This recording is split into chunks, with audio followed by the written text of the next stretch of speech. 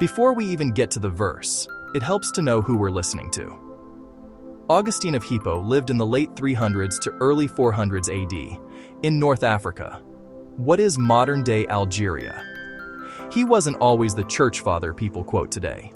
In fact, his early life was marked by ambition, intellectual searching, and choices he later regretted.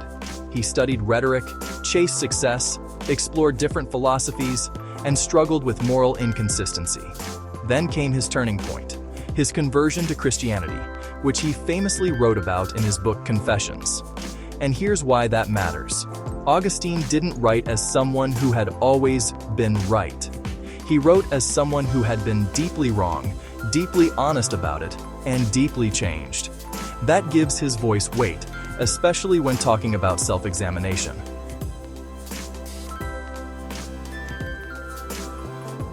Now step into Psalms 139, 23, 24. Search me, O God, try me, see if there's anything in me that's off, and lead me in the right way.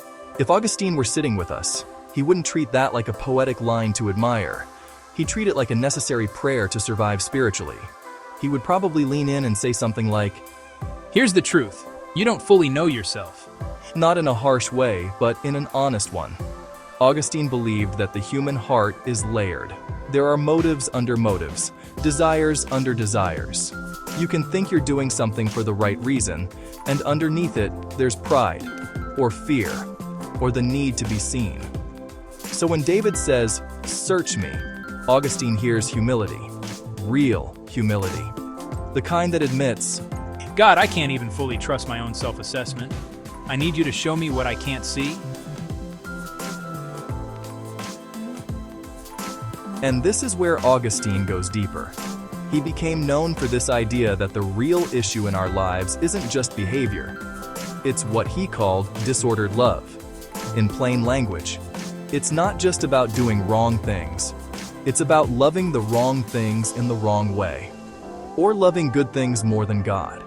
So when the psalm says, "Try me and know my thoughts," Augustine hears, God, check what I love, check what's driving me, check what I'm attached to, even if it looks harmless on the surface.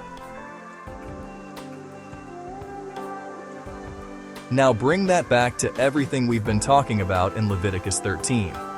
Just like the priest examined whether something was deeper than it looked, Augustine is saying, God does that with your heart. Not just, is this showing up?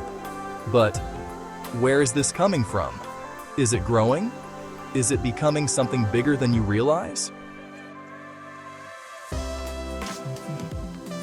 And here's the part that really lands today. We live in a time that constantly says, trust yourself. Follow your heart.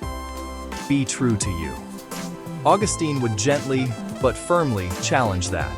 He'd say, yes, be honest, but don't assume you're fully aware. Because in his experience, the greatest transformations didn't come from self-confidence. They came from God-revealed self-awareness.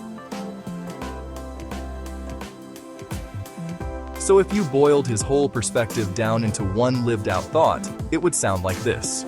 God, don't just affirm what I think about myself. Show me what's actually there so you can heal it.